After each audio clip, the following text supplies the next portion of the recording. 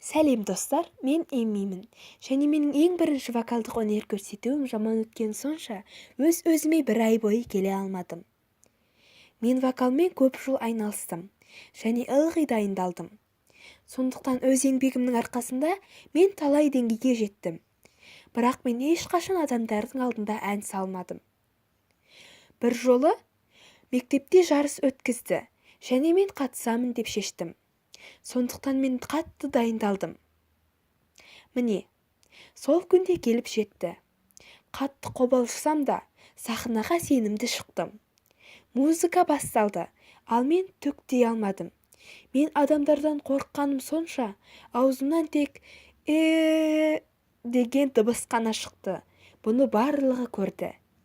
Мен елдің алдына шығудан қорқатынымды түсініп, мұғалімнен бір көмек сұрадым.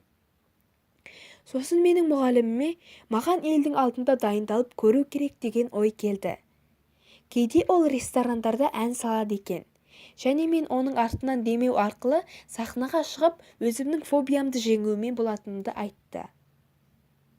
Енді тағы бір жарыс болатын болды.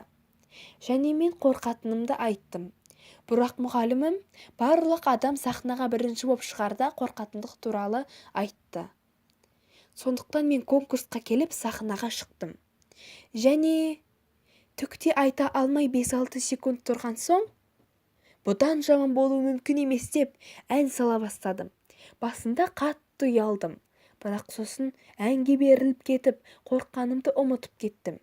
Сөйтіп конкурста 2-ші орынды иелендім.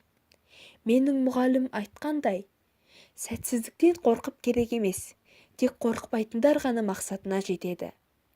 Сіздерде бұндай оқиға болып еді? Комментарийға жазып кетсеңіздер болады. Және лүпіл басып, арнаға тіркелуді ұмытпаңыздар. Назарларыңызға, көргендеріңізге көп-көп рахмет. Сау болыңыздар.